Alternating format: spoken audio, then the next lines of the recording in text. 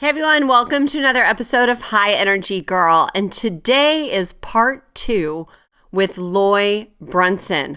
Holly and I interviewed him for part 1, and that was released last week.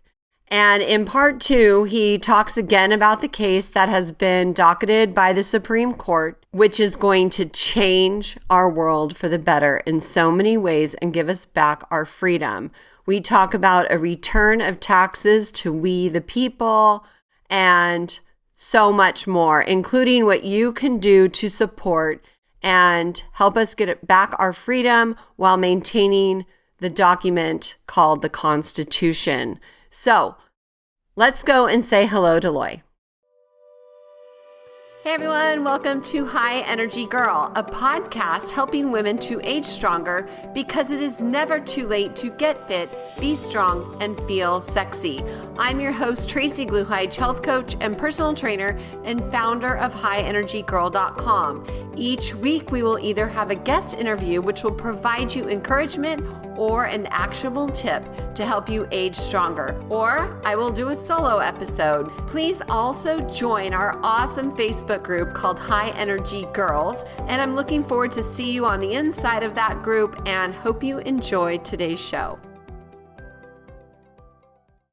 Guess what, everyone? My book is out. It is a revised and updated edition of a book I wrote 5 years ago called No Frickin' Way, 21 Days to Ditch the Diet and Lose Weight the Keto Way by Loving Yourself to Health. When I first wrote the original book, I was not a believer in the low-carb movement, but after all the years of research I've done, I am sold out for life. In this book, you will learn about all the lies you have been fed, how to engage in loving self-care, how to eat nourishing foods that provide massive energy, why the ketogenic diet is not a fad, how to heal your body through fasting, why you should move your body to get stronger, and how to create an empowering mindset. Start reading now and finally achieve the high energy and positive body image you deserve. Check it out on Kindle, on Amazon. And if you like it, please leave us a review because this will help more people find it. I really want to inspire people to not deprive themselves, but to nourish themselves with loving self-care and amazingly healthy food so that they can age stronger. Thank you so much, and I hope you enjoy it as much as I enjoyed writing it. Hi, Loy. Good morning. Hello. Thank you for having me on again. This is great. I love you guys. Awesome. So we have put the last video out that we have done with you. It's gone pretty far and wide, and it's brought up a lot more questions for people. And I did a show last night where I talked strictly about your case. And people had a lot of questions. And I wanted to just dive deeper into what this is. They understand you're suing, the 388 Congress, and the Congress claimed immunity. But this really, I want people to really grasp the fact, this is our call to the action. This is the remedy to everything that we have hoped and prayed for. This case does it all. This is that Paul Revere moment. This is that Spartan moment. This is not about right and left, liberal, conservative. It really is, it has nothing to do with any parties. What it is creating a cure for the injustice that has been done. And it's really from the top down because it's divinely inspired, and it is from the bottom up because it's up to us then to stand up and take action. So I just wanted to really stress that point and have you talk a little bit about what you see with that. Well, we're exercising our right to petition the government, petition for. It's early, we know. Petition for redress of grievances. And so it's interesting because we're part of we the people, right? And so when you petition for redress of grievances, you don't petition to the Congress, you don't petition to the president, you petition through the courts. And then the final court of the land, the Supreme Court of the United States, is the final say on that petition for redress of grievances. And that's what we've been able to do. And so it's really about we the people uh, uh, exercising their rights to petition. And isn't it cool that the Supreme Court really is the most powerful branch of government? I mean, they're able to uphold or executive decisions or strike them down. And look what they did with Roe versus Wade. No matter how much of a tantrum the president threw, or the House or the Senate, no matter how angry they got, all they could do was level threats. Like, we're going to come after you, Kavanaugh. We're going to come after you, Barrett, or whatever they were saying. That's all they could do. So it's amazing that the Constitution is set up in such a way for the people to go to the most powerful branch of government, and that is the Supreme Court of the United States, to correct the errors and the problems that have happened. So what was your question? Well, this is really the remedy. You know, this court case is the remedy for everything. And it really is.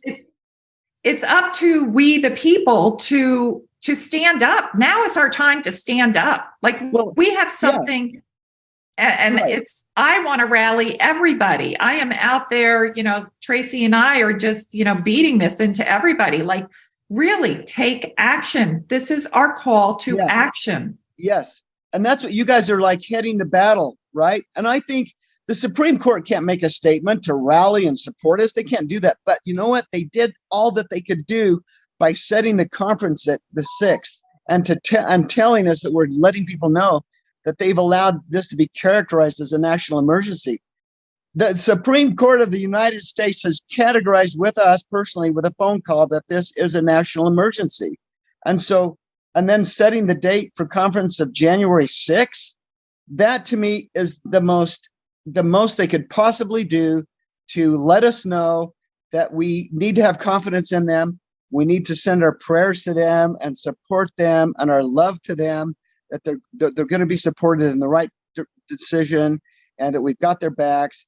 And so I think the messaging is just as much as they can do right now. They've done it, letting us know that they're watching our backs, that they're for the Constitution and this republic and liberty and freedom for all. Yeah. And with that, we want to kind of go backwards. But before we do start at the beginning of this whole process, what Holly said about this being the remedy, the court case is really about them not investigating the allegations of fraud by the other 100, right? But with that, their defense is the immunity, which brought up the issue, which will lead to the freedom if that gets called against. Is that right? That's right. Their only defense was immunity. They actually admitted wrongdoing. And we used that information from my brother's case and my case to bring a full summary judgment against the two federal courts. That's a whole nother story. But that's right. The fact that they're arguing immunity is a terrific and great opportunity to strike down their immunity with the Constitution. It's so simple. It's like the justices could let's see, they're saying their defense is immunity, and Brunson's are saying that that Article 6 of the Constitution requires they be bound by oath, and if they have immunity, they wouldn't be bound by oath. So let's look at the Constitution to see if it really says bound by oath. That's how simple this is. And so they'd look it up and they'd see shall be bound by oath. And it's like, well, it says they shall be bound by oath, and immunity definitely contradicts that. So win for the Brunsons and for we the people.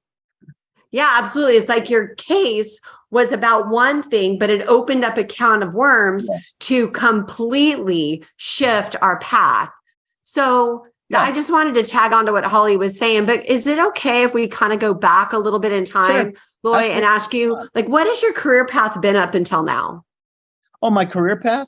Well, my brothers and I are still trumpet players, I guess. America's Got Talent has been reaching out over the last few years trying to get us to come on because they've seen the national TV shows, and there were some people that worked with them that told them about us. So they gave us an invitation that flies down, put us on the shows. And so my brother Gaynor, he runs a studio, and he's like the leader of the music part of this. Okay. And so he's been telling us that we need to get practicing and get together and start playing again. So he's working on that. And he says that his lips are in better shape now than they ever have been. He's ready to play, right? He's one heck of a player too. So, we I guess it started with our parents. My mom used to teach us that we could do anything we wanted if we put our minds to it. But she also told us that we have to start from the bottom and work up. We couldn't just believe in something and haphazardly just achieve it. So she says, if you work harder than other people, you apply yourselves, you're going to go farther. And so Roland and Gaynor, my youngest brother and the next brother to me, really had a passion. So I remember when there was about 9, Gaynor was about eight or 9 years old, and those guys were getting up like at 4 o'clock in the morning before school on their own and practicing their guts out for hours before school because they believed that they were going to be the world's greatest trumpet players. And then you fast forward the Tonight Show when we're playing for the band in rehearsal, and Doc runs over and he says, Roland, you just played one full step higher than anything I've ever recorded. With trumpet players, there's kind of a deal where they see how high you can play, right? And so my brothers, you really knocked it out of the park. So performing, starting performing in our house for people that would come over. I don't know if that was a way my dad had of getting people not to visit. But if anyone came over, they got a concert from the Brunson brothers. The youngest was like 8 years old. So that led to a bunch of other performing and fairs and stuff like that. And then it led to, we actually did 150 Liberace shows. And Really? we wanted to do Liberace shows because it was family entertainment. It was clean entertainment. We didn't know any of the garbage that's been said about him and shown in TV shows or anything. We didn't even, we weren't even concerned with that. At the time we were on the Liberace tour, the Liberace's attorneys had actually sued newspapers for claiming that he was gay. And so, because it was a family show, clean show, so we did 150 shows. He was a great boss. He was incredible.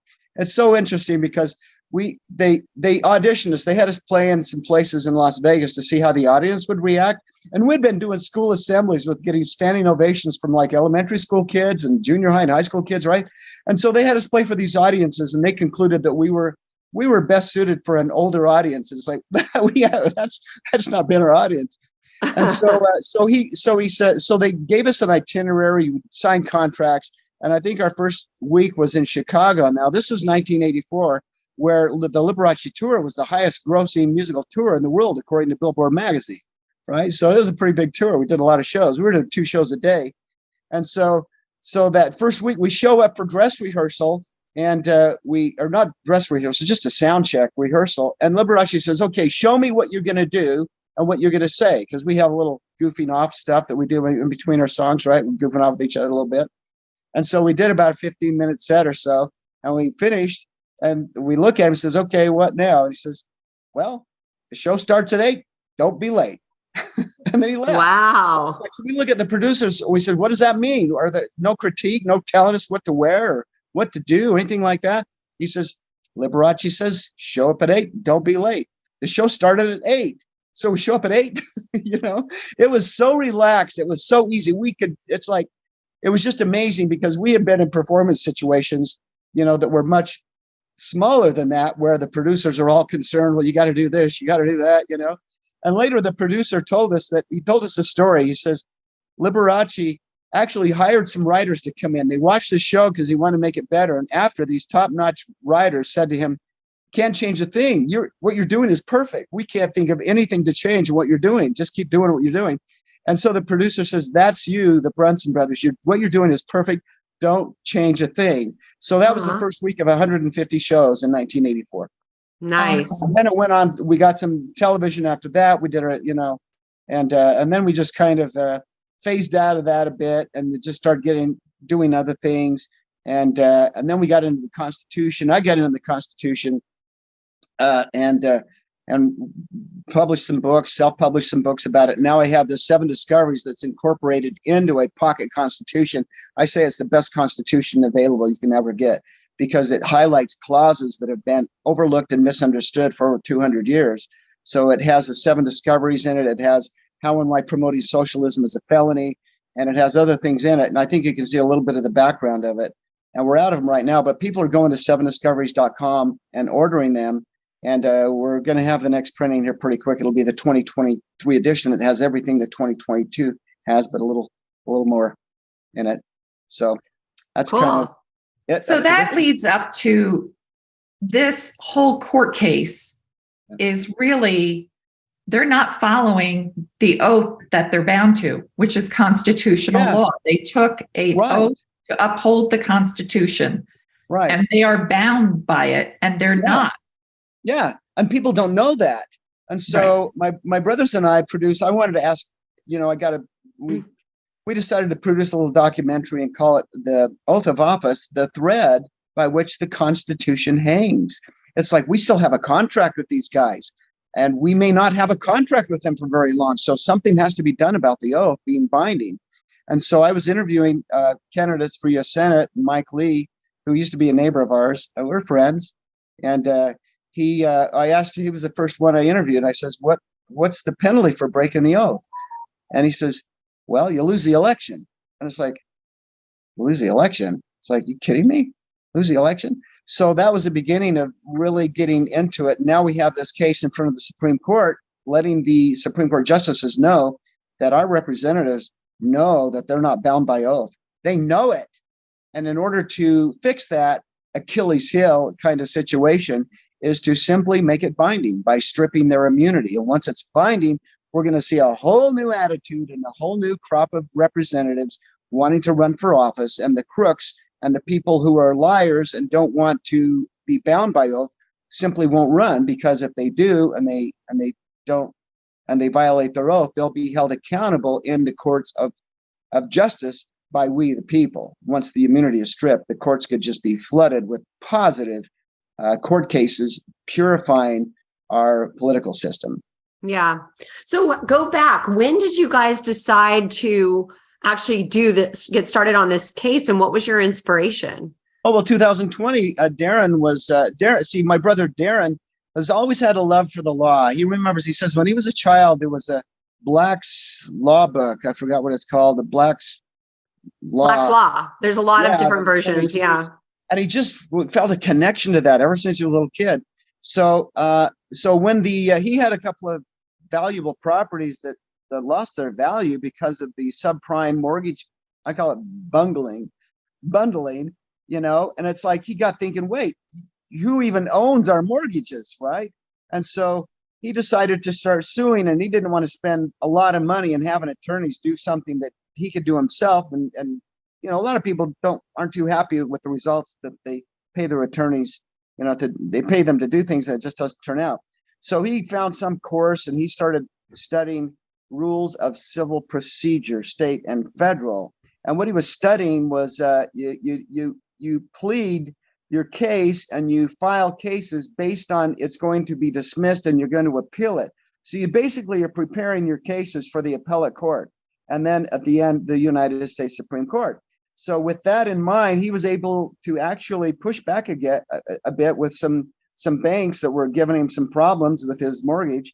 And he was able to have a little success with that. And he was actually able to go to the U.S. Supreme Court and have two of his cases docketed. So it was like a passion. It's like instead of golf, this was his passion, right? Some people love to golf. Well, he loved doing this more than anything else. And so he was able to learn a lot and have some success. And so when he was watching Ted Cruz and Josh Hawley and others getting shut down for a simple request for a 10-day investigation into the mountain of evidence of crimes and fraud, he blew a gasket. He couldn't believe it. And so he just couldn't sleep. And so a couple of days later, he called me up and says, Loy, I can do this. I can take a case all the way to the Supreme Court. I've done it twice before, but I don't want to be the plaintiff. Would you be the plaintiff? And I says, heck yeah, I'll be the plaintiff. Sure, let's do it. And so that led to the first case that's still alive. Actually, we're in the federal court. We're not pushing that right now. We're just letting the judge sit on it see how long he's going to sit on it before we do something. Because meanwhile, my brother said, let's get two cases going. Let's get a second one. And he said he'd be the plaintiff. And so he's the plaintiff. And we thought, hey, two shots at this are better than one. And they're identical cases. So we would learn from each case, what we did in one that might have been a mistake, we apply to the other. So I ended up with a fourth amended complaint that's perfected now. And so his complaint has all those corrections where it's just the complaint, not a fourth amended complaint. So Roland J. Brunson started in state court. And of course, the U.S. attorneys, we moved it to federal court. We thought that's just fine. No problem. Let's go to federal court. But we fight them. We don't just give in. We fight them, with an opposition to the motion to dismiss and a reply after they, or whatever. We just keep fighting them, right? So it's removed to federal court, and we lose there. And so we said, fine, we got a decision that the judge decided against us. So great, we have a decision. Now, without a decision, you can't move up the ladder, right? So with a decision, we take it to the 10th Circuit Court of Appeals. So it's the last step before the U.S. Supreme Court. And so we're thinking, oh, they'll make a decision real quick. It's like a slam dunk, right? It's so easy. They have immunity, and they believe they have immunity. So we'll get dismissed real quickly, and then we'll move it right to the U.S. Supreme Court and see what they have to say about it, right? But they don't make a decision. There are 3 judges that decide 10th Circuit Court decisions. And they sit on it for a month and 2 months and 3 months. And finally, about 4 months roll around. We're thinking, hey, they could sit on it, and then we'd really be in bad shape, because this country is really suffering right now. We have a lot of dishonesty going on and corruption, and this could fix all that. So we think we've got to come up with something. And so we work on my brother, trying to get him to do some more research. We got to be able to bypass the 10th Circuit Court of Appeals. We're not going to let him stop this by just sitting on it. So he calls me. I remember he called me on the phone a couple of days later, says, I found it. We can do it. We can file a Rule 11, a Supreme Court Rule 11, that it's a national emergency. And we put Rule 11 on the face so they see that it's a national emergency petition, and we can get it off to them. And if they agree with us that it's a national emergency, we're in. We don't need the 10th Circuit Court. We can tell them to take a hike. Perfect. So we get it off to them. You have to print it out a special format. They even have a certified word count. They don't want it big, bulky, because they can refer to the case anyway. So we get it all ready to have it, and then we have it bound. They want it perfect bound like a book, and that's another expensive process and time-consuming process.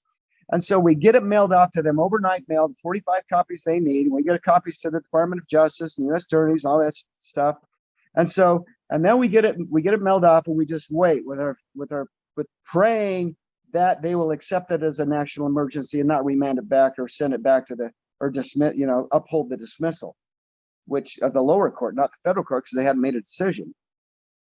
And so, lo and behold, about 5 days later, my brother Roland gets a call from the Supreme Court of the United States. And it's from the clerk's office. And the clerk of the court is Scott Sessions Harris, who is not a clerk like a justice clerk. No, this is the clerk of the Supreme Court. For 11 years, he was the chief counsel. He was the attorney for the United States Supreme Court.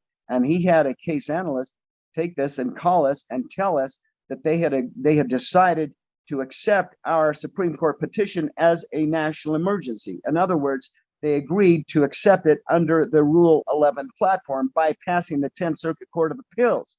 So we were very excited. And then they said, this analyst said, but we want you to add some case to it. We want docket from something from the docket to it, some more information.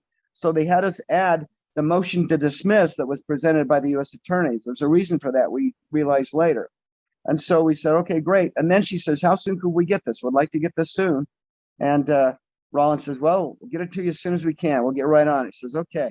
So he comes with the news and says, oh, wait, there was more to it than that. They also, I think I'm following the story right. It's so confusing. There's so much going on. So it's like, okay, great. Let's put what they want us to add into it, that motion dismissed, and let's get this back to them. And so 2 days before we were able to get it bound or sent to them, we get a notice from the 10th Circuit Court of Appeals that they made a decision. That's what we were looking for at the beginning. So the 3 judges made a decision. And we're thinking, they got word of this. They found out that we had done a petition under Rule 11, which would make them look like they're a bunch of losers for sitting on a national emergency for 4 months, right? So we thought, oh my gosh, so let's call the Supreme Court and see what they want us to do, because we don't need Rule 11 now. We can go straight to it without Rule 11. And so he called the clerk, and the clerk says, you don't need to have that. Take it out. You don't need it. Just get it to us without that. And how soon can you do it? My brother said about 2 weeks. And the analyst says, we'd really like to get it sooner. Could you get it to us sooner than that? And my brother says, okay, we'll try real hard. And so he told us that. It's like, wow, they're asking for it to get it sooner. This is incredible. Now, the fact that it's not a Rule 11 anymore does not mean it's not a national emergency. It just means that we don't have to wait for a 10th Circuit Court decision. And now they've made it, it's irrelevant, but it's still a national emergency, right? Once you characterize it as that, just because the 10th Circuit makes the decision doesn't mean it's not a national emergency. So, okay, so we get it all together and we get it bound and we are ready 2 weeks earlier than we thought it would be ready. So we send it on a Thursday, they receive it on a Friday, they docket it on a Monday, and the docket reflects the day we sent it as the filing date. The U.S. Supreme Court then, the clerk's office then notifies the U.S. attorneys that they have till the 23rd of November to oppose it, to file an opposition. And then Rollin also got some information from the Supreme Court with instructions, which included a waiver for the U.S. attorneys to sign. So he was instructed by the Supreme Court to send the waiver document to the U.S. attorneys so that they could waive their right to oppose it. And so Rollin thought, hey, that's why they had us put that their motion to oppose, their motion to dismiss in the document, so they wouldn't have to do a waiver if they didn't want to do it. At least they've got that. So he left a message with the U.S. Attorney's Office suggesting that they just sign the waiver quickly to move this forward in a quicker fashion. But no one called him back. No one said anything. So November 23rd rolls around, the day that the opposition is due. The U.S. attorneys have a few hours to file an opposition when we notice on the docket that the U.S. attorneys are no longer on the case and that the United States Solicitor General has taken over the position as the defense attorney, as the counsel for the 388 defendants. And also with that docket, it shows that the U.S. Solicitor General has signed the waiver, waiving their right to file an opposition. Now, she could have asked for an extension. Lieutenant governors, we've seen the docket, lieutenant governors of the states ask for extensions all the time, and they get it, but they didn't do it. But the Solicitor General did not do this.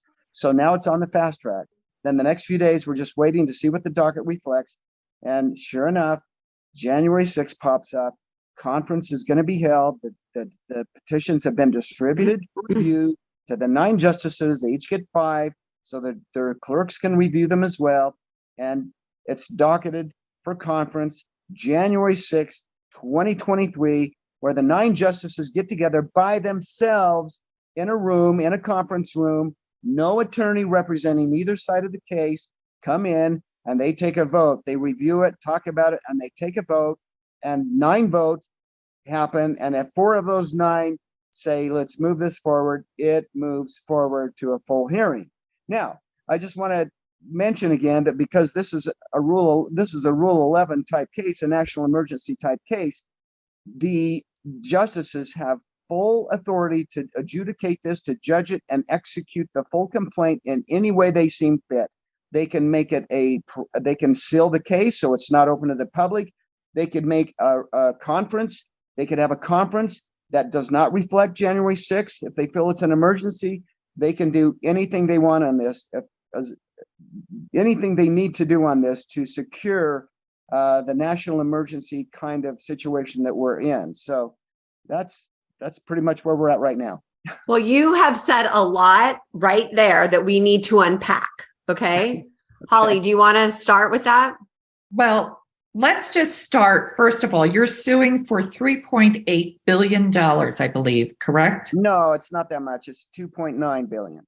Oh, I'm sorry. What's another billion when you're on it? Off a little bit. Okay. The money, it's possible we could get the money. And if we do, man, that's going to go right into constitutional education, because Thomas Jefferson said that the true corrective for constitutional abuse is education. And just think, if everyone studying the Constitution just knew that the oath needed to be binding, if they just focused on that one low piece of hanging fruit, look how much farther would be ahead.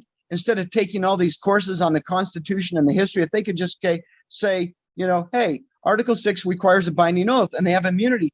There you go.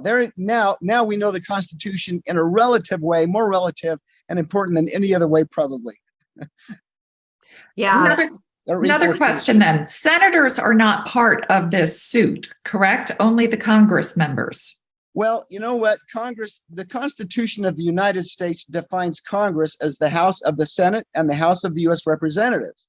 So we need to understand that we are being misinformed when we only refer to the U.S. House as Congress and the U.S. Senate as senators, because they're both Congress. And the U.S. senators are involved in this as well as defendants. So there are defendants with the U.S. House and defendants with the U.S. Senate.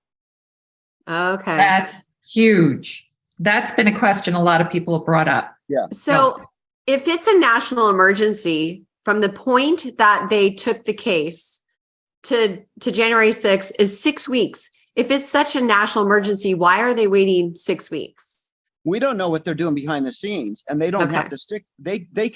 We could see something happen immediately, and we would have it explained to us that they didn't need to do conference because it's an emergency, and they were able to stipulate the decisions and the execution far before that. So I wouldn't even, to me, January 6th is kind of a message from the Supreme Court that we've got you covered. And I think they picked the 6th intentionally to let us know that this has some significance. So I think they're working as fast as they possibly can. There's another case before the Supreme Court having to do with the legislators. And so I think they're working as fast as they can, and they have to have everything set in place in order to execute this. And it could take some time. Meanwhile, it gives us an opportunity to champion the Supreme Court, to show them our love, to show them we're friends of the court with letters. And if people go to 7discoveries.com, we're going to have a link there where people can download or look at a quick explanation of how they can do a special letter to the U.S. Supreme Court, showing them their love and support. Cool. And we have one of those below our part 1 video that people can also use and send in. Okay. We've had lots of people said they've already done it. Okay, great. Oh, sorry, Holly. Mantis, I think it's praying mantis. I think is something. They have a hashtag be heard, HEARD, not herded. And so there's a movement with that use of hashtag. Anyway. So another question that was brought up last night is a lot of people feel that the Supreme Court is corrupt, that they're not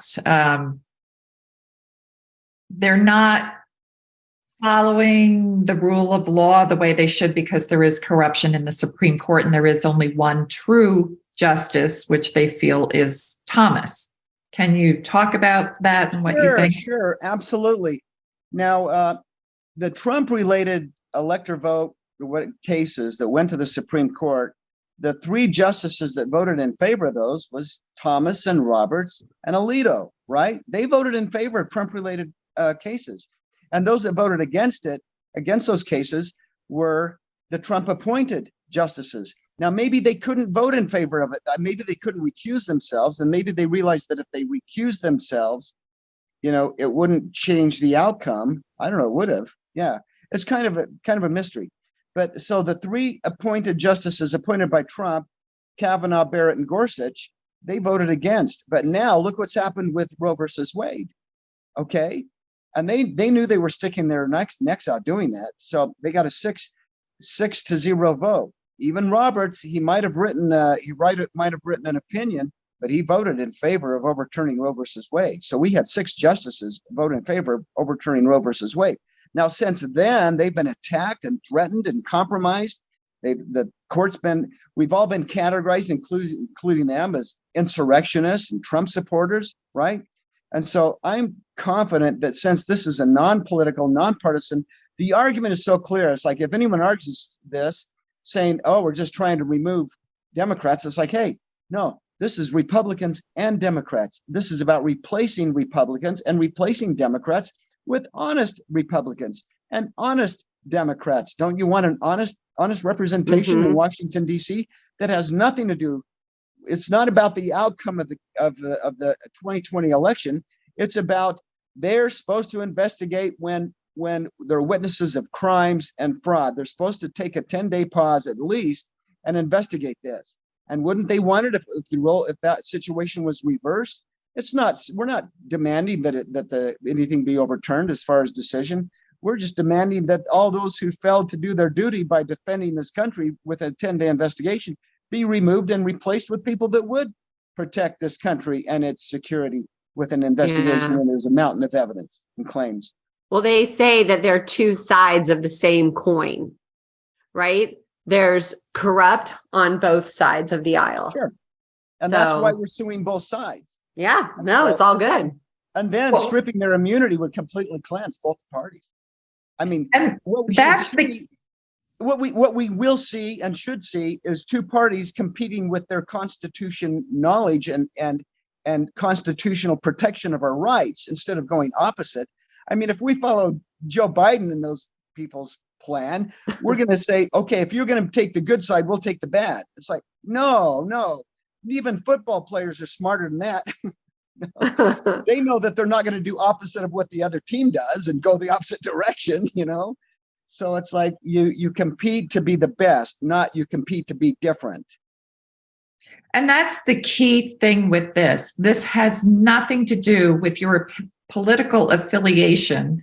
It's Right. not a right or left, like I talked in the beginning. It's a Right. nonpartisan. It's about these Right. people were not being bound by their oath to follow the Constitution, and they didn't do their due diligence Right. investigating something where there was cause that there was something wrong with certifying an election. It's something that could have been growing and into a situation where we could have really been harmed, Right. And so, it's their job to nip potential crimes in the bud, stop them. And you do that by investigating and putting them to a stop. And they refuse to do that. So how did they give themselves immunity exactly? And was it like a blanket immunity for all members of Congress or what? I don't know. That's something people should study. I just know that there's U.S. Code Title 28. State governments have given themselves immunity. And in California, even a perjury law statute in California has wording where it excludes perjury charges against politicians that lie when they take the oath of office. It's like, you guys are so unbelievable. They're so crooked. I put a bill together with someone who writes bills here in Utah several years ago to see if we could put in place some kind of penalty for breaking the oath. And she took it to test it out with one of our famous lawmakers here, statewide lawmakers. And he knee-jerk reaction to it. He read it and says, penalty for breaking the oath? You mean I could be penalized if I violate the Constitution? I mean, it's like, duh. Yeah, it's like, hey, we need to get rid of people like you that run for office. And if we strip your immunity, you won't be running for office. And other people like you won't either. Only good people. You know how many people there are in this country that won't run for office because of the corruption? That if we strip the immunity and they ran for office, these are people that would lay down their lives for this country, for their liberty, for freedom, for us, let alone be afraid of a little liability with keeping the oath of the Constitution. I mean, it's not even liability. It's an opportunity to be a noble, civil servant. So this immunity problem is the core. I believe it is the Achilles heel. We've been flinging darts and arrows at this great big monster. And all we needed to do is go over to that little valve that's labeled immunity and unplug it. Yeah. And that's what this case can do. And Flynn has said local action has national impact. And I'm in Santa Clara County. Our board of supervisors is so corrupt. It is horrible. But I'll bet you that they also have that immunity clause. And by setting precedent at the Supreme Court level for this case to get rid of this immunity, it will trickle down into every court and set a precedence for local action going against them, right? Yes. Plus, if right now under the circuit, the current immunity, if you go to an attorney or a law firm, you want to bring civil charges, a case, and ask for monetary damages, from a local level politician or officer, they won't do it. But this would change that. You could do it after this. So it would open up the doors for legal teams and lawyers to accommodate and support citizens. We are the people to bring civil action against these representatives. Well, we also have to find the right lawyers, because a lot of them are also part of the problem, along with the judges. I mean, from my studies, the judge or the court is simply a bank. Well, guess what? Yeah, exactly. But guess what? The attorneys are required by the Constitution to take a binding oath as well. So you can sue attorneys. But is their oath to us, or is it to the they have a constitutional British oath. No, forget the British stuff. This is a whole different world. We have something in place that we can fix. We don't have to reinvent the wheel. Cool. So we have an oath right now. Once we strip immunity, we can bring civil charges against them in the courts of justice that we have right now. That's what we're doing. We're not going common law court or a special court. We're going right into their own civil rules of procedure, right into their courts. And if the Supreme Court justices make the right decision, this will purify the courts as well, because the judges can be held more accountable too. Judges can be sued and they have lost. Did you know that? So would this explain why the U.S. attorneys dismissed the case and assigned it to, what was the other, who's now representing them? Okay, so the U.S. attorneys are noticed, and the 10th Circuit Court of Appeals is noticed that they no longer have jurisdiction. Okay, as a matter of fact, I have an email that my brother sent me a copy of from the 10th Circuit Court of Appeals, an email they received from Scott Sessions Harris, the clerk of the court, relieving them of their duties and their jurisdiction. And he actually even assigned them a special case number, which we're trying to still figure out. So the case number for them regarding this petition, see, our case number, you could say docket number, but they say it's a case number of 22-4007. So if you do a search for 22-4007 with supremecourt.gov on the docket search, the same petition, Loy Brunson, will pop up. So we're still trying to figure that one out, where the Supreme Court actually gave a special case number to the 10th Circuit saying, hey, hands off, it's done. This is it. So I have another question for you. A lot of people have said the military has everything. They've documented, recorded, all the fraud, corruption. They're saying, why has the military not stepped in? What are they waiting for us to stand up behind something, to be we the people, or what are your thoughts on that? Well, I don't know. I'm just glad they haven't. I'm glad it's come to this, because the Supreme Court is the supreme law of the land, and with a court order, the military can step in, with a court order, and then it's constitutional. All of our military have taken an oath to support and defend the Constitution as well. So this would be a clear cut if the military is needed. And I don't think the military is going to be needed. I think this could be a smooth transition, especially if we go into the broadcast houses and help them make a smooth transition too. And then maybe their licenses would be put up for auction, or who knows what could happen there. So I don't think we don't need to have a bloody military conflict or threat of force like that. I think, and why hasn't it happened till now? I think divine intervention. I think there is a God, and he's the God of the Constitution, and he's the God of this land, and he's a kind and generous and loving and just God and merciful God. He's a merciful God, and it's our Lord Jesus Christ, and it's his Constitution, I believe. And I think he is doing this and intervening in the way he intervened with the Declaration of Independence and the Constitution. The founders said that they felt some power and divine intervention. Things happened that just couldn't have happened without some special feeling and revelation kind of thoughts. And so I believe everything's happening the way it's supposed to happen. And if something needs to happen to stamp out a few rioters or whatever that were let loose by the police forces, I don't think we're going to see any violence at all with this. I think it could be a very smooth transition, and we don't need the military to step in, but that they would be there if needed.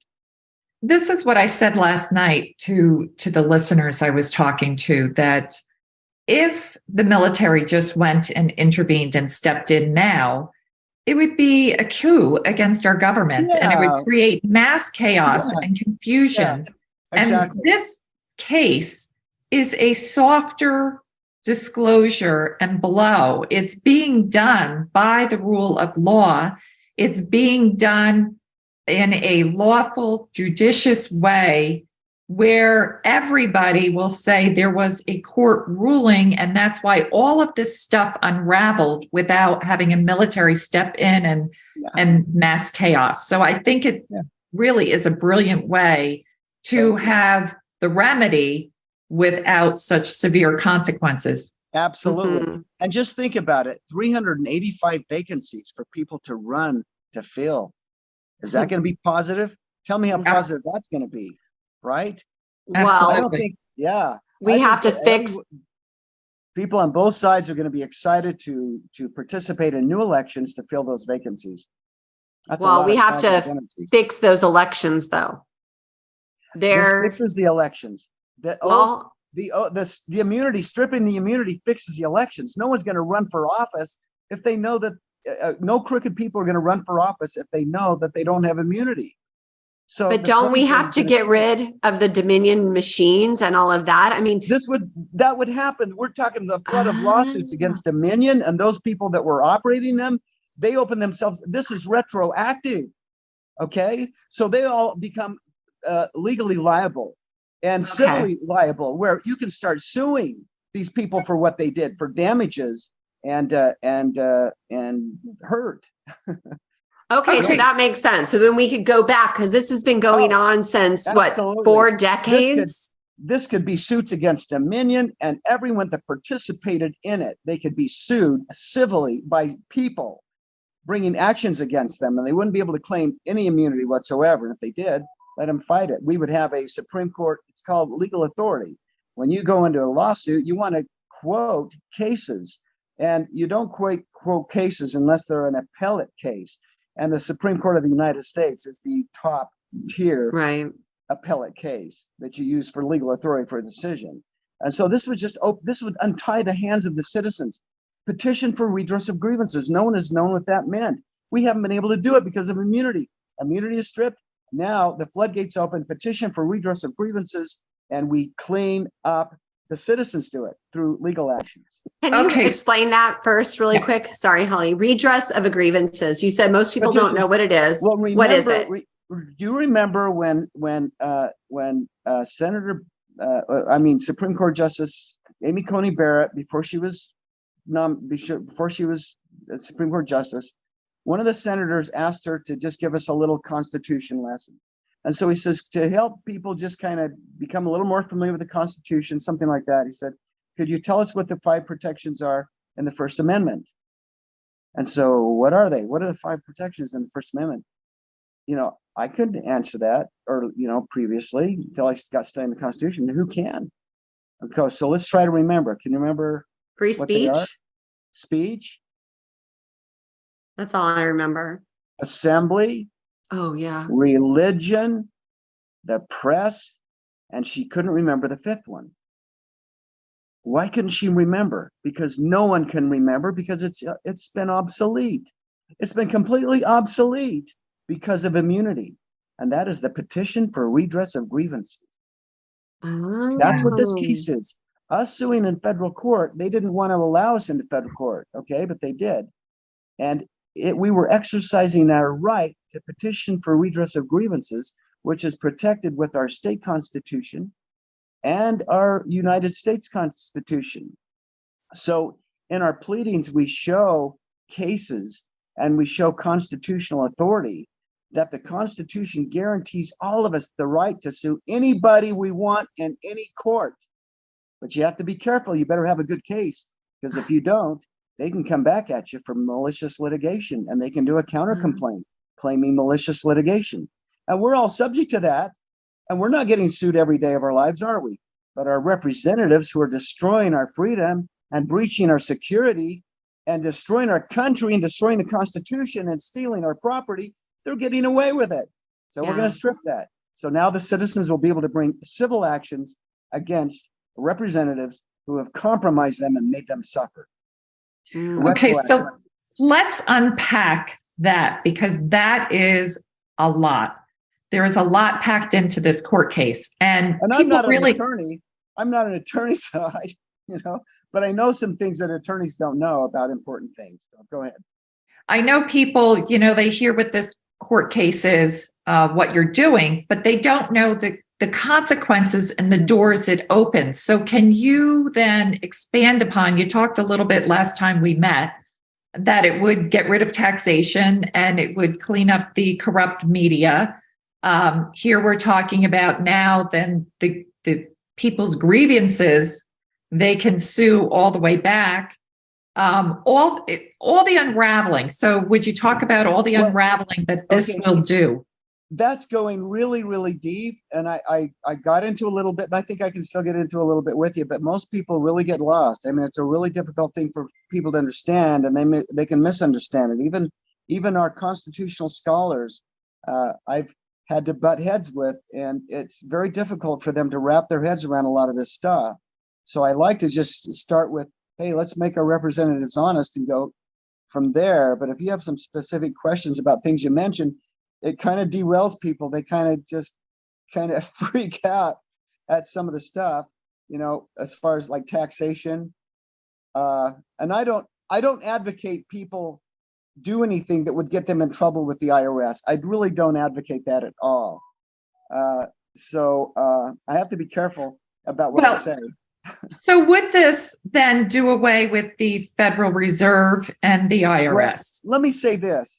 The Constitution is so absolutely divine and incredible and brilliant that if we really understand it with its first 10 amendments and understand our unalienable rights and understand when $1 trillion is created out of thin air, it's profit for somebody, and it's supposed to be profit for the Treasury. Once we get those dots connected, then we can see that the Constitution really is a tax-free system, right down to sales tax on a Twinkie. We don't need to be taxed at all. And I was talking to Stephen Moore, the economist, Stephen Moore. You see him on Fox News a lot about this, and he agreed with me. And he took my book. He said he would read it on the plane. And so when $1 trillion is created out of thin air by the Federal Reserve System, which is a privately owned corporation, they're supposed to only keep their operating expenses out of that, okay? What it costs for paper and ink and lights, electricity and staff, okay? That's all they're supposed to keep. But what they're doing is when $1 trillion is created and loaned to China, and then China loans it to our Congress, and we pay it back to China, and China pays back to the Federal Reserve, they don't return that money to the Treasury. They're not doing it. They only return a few millions of dollars. So what they're doing really is embezzling many trillions of dollars from the Treasury. They're embezzling so many trillions of dollars that it would far exceed the federal debt. Now think about that. If they returned everything over and above their operating expenses, they're also charging interest, right? They're charging interest on our money.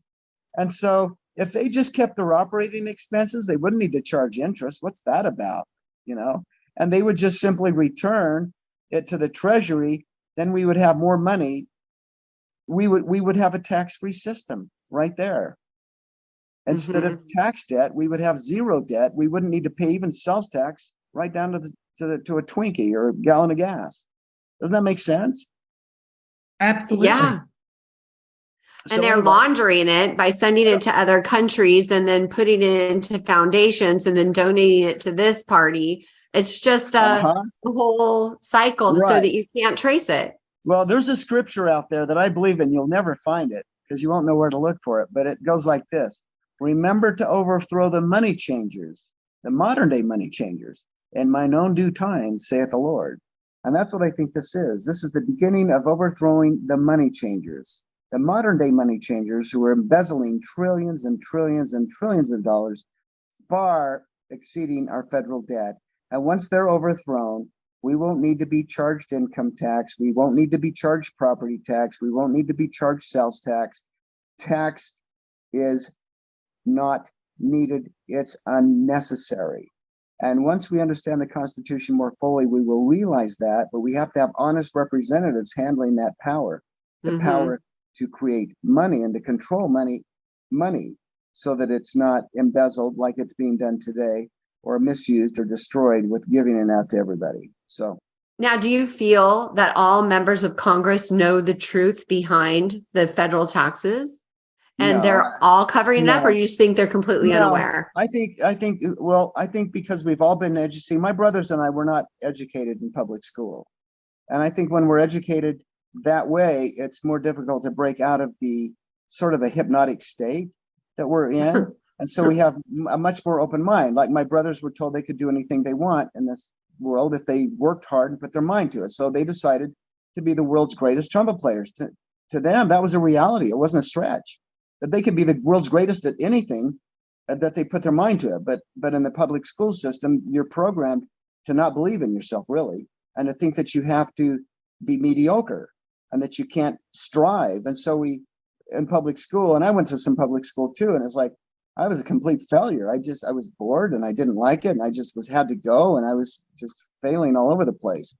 But so they knew and that they could do anything they wanted. And so this mindset, this form of hypnosis that we think, oh, $1 trillion out of thin air is debt. Like, excuse me? When an apple tree grows apples, it's not debt. When counterfeiters create money, it's not debt if they get away with it. And so why would the central bankers creating trillions of dollars, why would that be debt for us and profit for them? And people believe, economists even believe that we owe it to ourselves. We don't owe it to ourselves because the Federal Reserve System is not a true agency of the government. It's a private corporation. It's no more federal than Federal Express. Yes. Yes, correct. I am so glad to hear you say that. I have been trying to explain that to people for so long, and they do not see that. Yeah.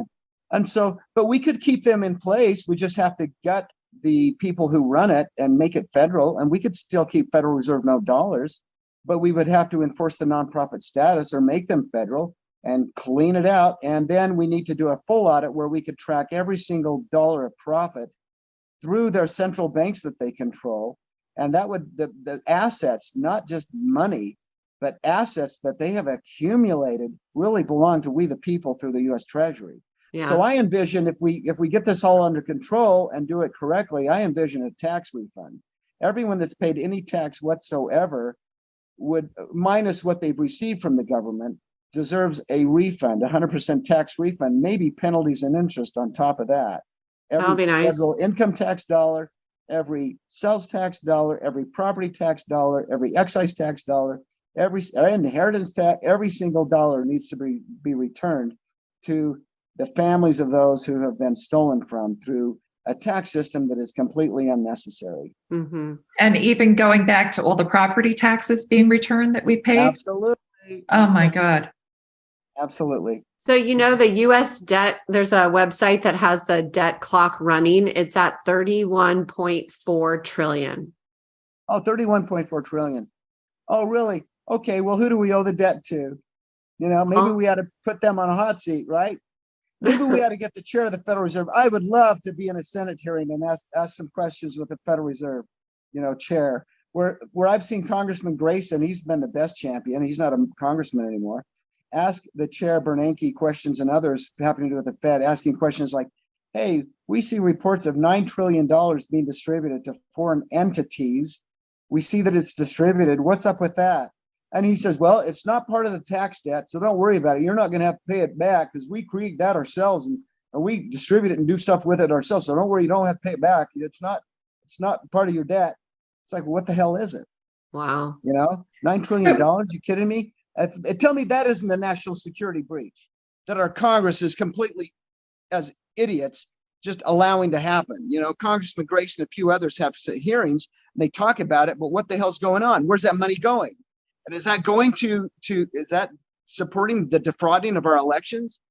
Is that going into enemy posers that are posing as politicians in certain parties to enslave us with their money and their power? We have a problem here we need to solve. Mm-hmm. And so that's why people need to understand money. It's so important we do that. So question for you, Loy. Yeah. How long do you think it will take to unravel this, where this remedy of your court case will start helping the American people? Because as we know, it takes years for things to happen. How soon do you expect that this will start happening where people can actually feel relief and be out from the burden of all this taxation? Well, I think it can happen quite quickly. What happened when the first Bible was printed and allowed the great reformers, when people could start reading the Bible? They were paying priests money to save their dead relatives and save each other from hell, fire, and brimstone by just paying money to these priests. And then they get the Bible printed and they read that they can be forgiven, that it's between them and the Lord, and they don't need a priest to forgive them of their sins. What happened? All hell broke loose, right? Churches were burnt down, priests' throats were slit. I'm not suggesting anything like that, but I'm saying once the information gets out there, people will the burden will be released. I've talked to people and they go, all of a sudden I feel a relief from this huge $31 trillion burden. I can see now that it's a scam and that it can be, we can fix this. And so as people find the truth, there was a really famous individual in the scriptures that said something about learning the truth. What does it do? Set you free. Exactly. So as the truth is exposed, people will be free from a lot of people. It'll cure a lot of people's depression. I mean, I think this could be one of the best solutions and fixes for depression. Getting rid of the IRS, getting rid of the whole all taxes, and having a righteous, honest, representative government that can attack this problem of taxation and theft. I'll tell you, people would just, and then enforce the Constitution with whatever forces we need to do that, and get rid of the liars and the cheaters and the scammers and the fraudsters and the criminals who have wanted to enslave us. This could be a pretty fast transition, and I think it'd be a spiritual one. So it is spiritual, definitely. Yeah, big time. I mean, I think that this is biblical, so they say, and the plan to save the world. But let me ask you this. So you've I'd like said to say something first before you ask that question. You are the first interviewers that have asked me questions like this. I've never talked openly like this to, like this in this depth. Well, I guess we're honored. But we've done a lot of research too. So we get it. We've been following this. We understand what's happening in this country. We see the injustice. Even Ron Paul, I don't mean to cut you off, but even Ron Paul was a little confused because and even Edward Griffin, we get confused. It's like give to Congress, loan to Congress. Those are two different things, but I don't want to cut you off. Go ahead. Oh, are they? Give and loan? Okay. Yeah, they don't give it. It's all loan. They're supposed to say. They're supposed to give it. The Federal Reserve is supposed to give the money to the Treasury and to the Congress, debt free. But we have a bunch of scoundrels or incompetent people in Congress that screw up the whole system. And we have a bunch of crooks in the Federal Reserve System. So it all needs to be corrected. Well, and I've heard the IRS is the collection agency for the corrupt Federal Reserve System. Yeah, so I asked, I did a little thing where I was asking people what they would do if they were president. And who's the guy? Steve Forbes. I says, what would you do if you were president? He says, I'd get rid of the IRS, get rid of the Federal Reserve, give America freedom again. It's like, that's it in a nutshell. I actually just saw that little clip of you today. All right. I did. So I put it in my rooms. So what I wanted to ask is, so January 6th, it's docketed for the Supreme Court to discuss it amongst themselves. And you said it could be a closed door session due to the national emergency. And then you said after that, it could go to hearing. But then I've also heard you say that right now in this interim space, they could have closed door sessions where they literally, could they skip that hearing and just make a decision based on what they have right now? Yes, they could. And they might, I'm just guessing, they might have already worked something with the Solicitor General. The Solicitor General might have understood the case and the importance of it enough to waive their opposition. We don't know what she's thinking. She's a very independent woman and she might get it. She might have experienced a conversion to the Constitution and her oath and realize the serious nature of this. So yeah, because it's of a national emergency, we can't even believe the docket as far as a hearing goes. Anything could happen because this is of such a high level security situation. And that's my opinion. Well, we hear there are no coincidences. So the January 6th date, Right. I'm hopeful. I'm just so happy that I was able to do something. My brothers and I were able to do something we felt like could benefit this country and freedom and liberty. and we know there is a God, and we know he's powerful, he's in control, and we're just excited to participate in any way that we feel like he would want us to participate with a positive attitude of love. We want to reach out with love to those people that maybe we, feel like they're opposite us. And I'll tell you, can you imagine if one of these people that have been enemies really got it and got on their knees and switched positions and supported this? And so that's why I'm kind of hoping that this Solicitor General is doing this. She's getting it because she's an independent person. She's gone against the government and the Supreme Court in her positions on stuff. She does what she feels is right. So maybe the Spirit's touched her and is touching other people. Maybe the Spirit is working through these people, and the Lord has set up a bunch of people in different places to make this happen in answer to the millions of prayers that are going up daily from good, honest people that want to live in an honest environment where you can work and own and control what you earn. Yeah. You know what I'm hearing listening to you is it's almost that this court case is doing away with this two-party system because it's pinning everybody against each other, and they fight for their side.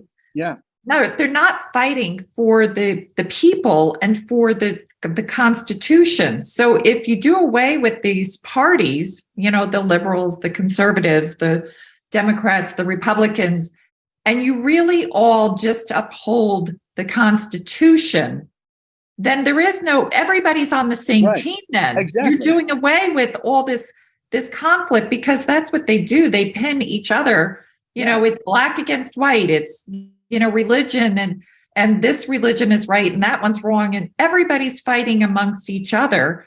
Here, it does away with all these parties and you just follow the rule of law and you run because you want to uphold the rule of law. Mm-hmm. You're exactly right. It's sort of like get rid of the parties so we can party in a real way, in a free way. It's like the term party is kind of a misleading term, isn't it? Yeah. What's the opposite of party? That's what it got to be called. What's the antonym for party? Mourn. Like awake. Well, okay. That's the verb, but what would the noun be? Okay, let's look. Antonym for party. Let's see if I can look it up on handy DuckDuckGo. An opposite for a party is a chore, a disunion, work, a disunion. I like that one. So we've got two disunions going on, don't we? Mm-hmm. Representing themselves as something opposite that they are not. And that's what's happening with the terms in America too. Everyone's changing definitions and making opposite definitions. Well, and they entrap you with the language very often. And the crazy thing is Holly and I's first video we did was about the language about the birth certificate and how all of the words refer to maritime law, including doctor, birthing ward, breaking your water, the birth canal. It's crazy. We'll send you the video if you haven't seen it already. Sure. But they use our words and use it against us. That's why when you refer to Black's Law Dictionary, I think it's the 4th and 5th edition, that's what we really want to use as reference because modern day dictionaries, they've switched the meaning of things. Yeah, there's one word that they cannot change. And that's bound. Shall be bound by oath. They can't change the word bound. And they haven't. And they're not going to. And so we think about, well, what could happen that wouldn't be that exciting? And sometimes I'd like to think, what if the exciting things happen? My gosh, wow. We're excited now. We're thrilled with what's happened at this point. It's about education. But the justices now have the power to put America back on the right track. Mm-hmm. They have that power. And we hope that they're not afraid. I think they're already afraid if they don't. I mean, think if they don't do it. We're all insurrectionists. We're all going to go to camps, right? They've already started a propaganda campaign labeling us as enemies of the state. I mean, this is worse than the way the Germans started out against the Jews. So let's see what happens. So that's a really good point. I just want to read this. the brilliance of this case is if the Supreme Court rules in favor of this, then America and everybody's set free. And it's game over right then and there. It exposes the corruption in the Supreme Court. You know, if they don't rule in favor of this, it's going to expose the corruption in the Supreme Court. And then I think that would be when the military would have to step in. Yeah, probably. You make a good point. Absolutely. And, so either way, it's game over. Like this right. court case, it's the deciding factor yes. of game over for everything. It's like the corruption and all the illegal stuff that's been done and perpetrated. It's done. It's like, this is it. Yeah. And everybody can be set free and fully live finally. And look how God works. He works through the weak. He doesn't go to the top-notch people. So if it's biblical, it's because, we aren't attorneys. We're not, high-profile people. We're just, 3 or 4 musicians trying to make a living and spread a little joy to the world. The trumpeters of God. That's why this all is so unique. Yes. So we also had a question. Is there any time that you and or your brothers will need to almost like represent yourselves as lawyers in front of the Supreme Court? I don't think it'll come to that. And if it comes to, if it moves forward in a regular fashion, which I don't think is happening, we would need to prepare an opening brief. My brother knows how to do that. The justices would probably give us an option, an assignment. They would probably give us a list of attorneys that have litigated in front of the justices so that they could follow protocol and follow the rules with the oral arguments. They'd probably do that. And but they would, I don't think they could restrict my brother from going in and representing himself. Mm-hmm. With the opening, with all that. And so anything can happen. I can't imagine it coming to that based on that they're giving it national emergency status. To me, it's like, let's just get her done, Well, let's analyze that a little bit. The Supreme Court knows our position. And if they have a solicitor general that takes our position, why would they need anything from us, right? Correct. And so then they could bring in more whatever kinds of people, and it could happen without us even knowing about it. What would be the sense in us going and arguing when the Solicitor General has already taken the position of the petitioner? And that could have already happened. Who knows? And when that happens, then they just work on execution and they set a date, January 6th, which I'm just speculating. I'm just guessing. And then everything could be happening. I mean, there's a lot of work to go in to prepare and to initiate and to execute the causes of action, removing the credentials, notifying the states, doing it in a smooth fashion, having some connections, with the media to make sure that honest reporting happens. And I think if this is divine, I really believe it is, that all the players are in place and that it'll happen like a domino effect where they go, oh, that's why I'm here. That's why I'm doing this. It'll just fit like a puzzle, and we'll see a wonderful, smooth transition. And then people can praise the Lord or curse the Lord. And hopefully I want to be on the side of the praisers. Yeah, indeed. So do they go on break for the holidays, for Christmas? Congress does, but I don't think the Supreme Court does. Okay. No, I've checked the docket, and you can see that there's a conference today scheduled. We're not on the docket for today's conference, and I believe there's a conference scheduled next Friday. No. They are in a position similar to what the signers of the Declaration of Independence were in. And these are people that know history and have studied history and are connected with their hearts and their minds and their souls and their spirit to the sacrifices made by the founders. And now they find themselves in a history where it's almost like a duplication, and they have an opportunity. They have an opportunity to do what the signers did and risk and sign that they will dedicate their lives and their livelihoods and their future, to this. So this could be a very patriotic and spiritual moment that they're going through right now. And if there was divine intervention with the Declaration of Independence, and we believe that there was, then there's divine intervention here, and they're feeling it, and they're receiving the support necessary to make the right decisions from that divine intervention, the angels or whatever that are supporting them up and holding them up and helping them make the right decisions and helping them know the ways that that this should be executed. So it's like, if there is a God, and we know there is, we're in good hands, and the Lord has heard our prayers, and he's about to show us how he answers prayers.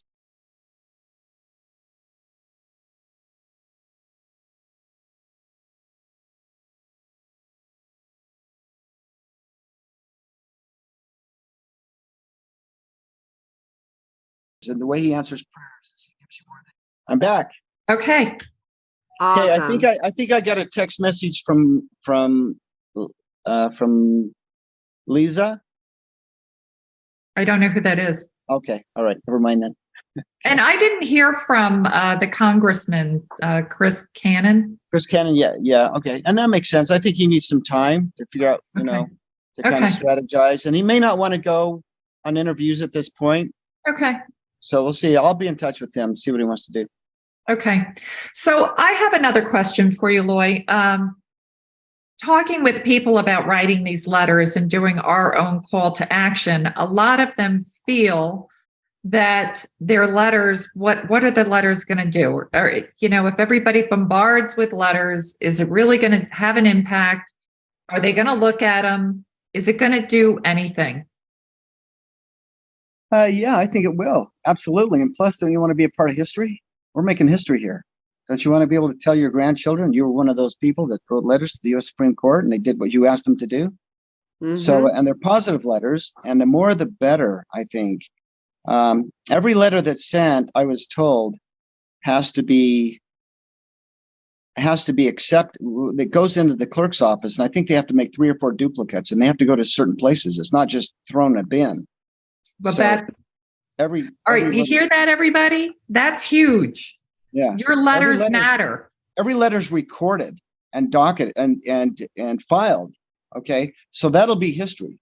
Every letter will be there with your name on it in the history books. You'll probably be able to go into a digital file and look at all the letters that came in and who, and if your grandparents were one of the, so that. And then also we have a campaign that was introduced to us, and it'll be on the website, and it's Be Heard Not Hurted, I think is the hashtag, and it's praying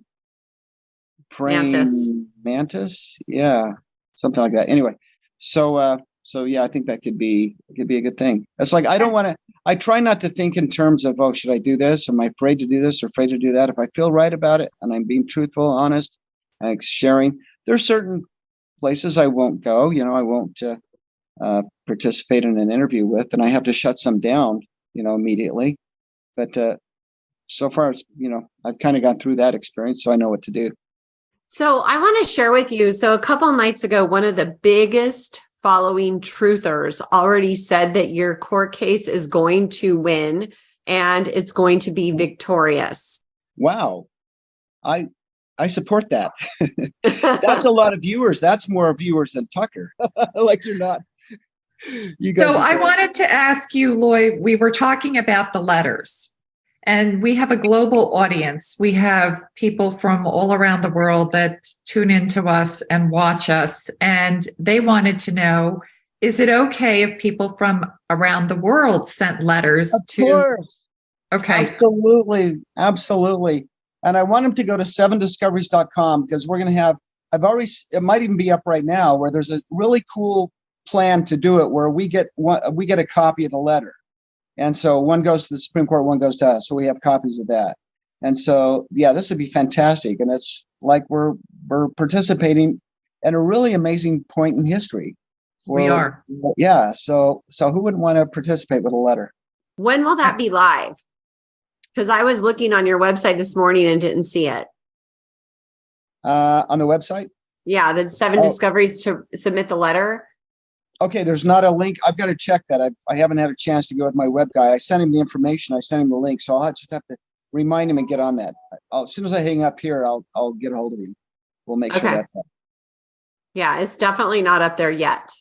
Should we take a break and come back tomorrow morning? Well, I think we can wrap up here. Okay, then yes. we can always get back on too. I mean, this isn't like the end. Well, So, and yeah. I also know Skip, who's doing that video. I talked to him this morning, Oh, right. and he's putting together that video for you. And he said he Okay. has like hours of Okay. stuff he's been Well, sorting through. Let's just continue. Let's just continue because I do have an interview at 11. So if you want to go Okay. right to that point, So no, why don't we wrap this up here, and we'll just say, our farewells and end it. Okay. And we'll come back for part 3. Okay. Sure. So, Loy, it was a pleasure having you back on our show again today. We delved deeper into what this case really can do and the impact, not just for having pure constitutional law-abiding representation, but it will also undo all of the injustice that's been done to the American people and set us free.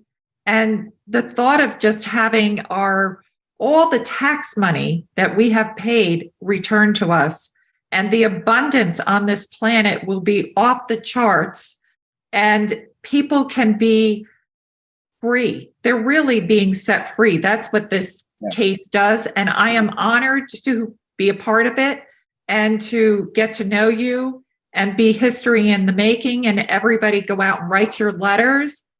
You are history in the making. It's being recorded. You're part of it. So do your part, everybody. Right. Yes. I feel like you and your brothers are a modern day David, and Goliath is the 388 that you're going after. And I am just so excited to spend time with you and really kind of break everything down into the pieces and for you to be able to share your story. So thank you for coming on the show. You guys are the warriors. We're there for you. You're there. So this is great. Thank you guys for doing this. Thank you. Thank you so much for listening, you guys. This is a big deal. We will also come out with part 3. Please visit Loy's website at 7discoveries.com, where you can purchase a digital download. Also, please write a letter to SCOTUS and ask them for the supporting of the Constitution. And please take heed of the call to action of sending letters to the Supreme Court and even to the Brunson brothers, letting them know of your support. Thank you so much for listening. Please share this podcast so we can get the word out. Imagine if the Supreme Court were to receive 10 million pieces of mail asking them to uphold the Constitution. Make it a great day, everyone. This podcast contains the opinion and thoughts of its host and guests. It is intended to provide helpful and informative material on the subjects covered. All statements made on the podcast have not been evaluated by the FDA and are not intended to diagnose, treat, cure, or prevent disease. If the listener requires professional assistance or advice, please contact your personal medical doctor. Both host and guest specifically disclaim any responsibility for any liability, loss, or risk, personal or otherwise, which is incurred as a consequence directly or indirectly of the use and application of any of the contents of these episodes. Like I said, this is my opinion and I could be wrong.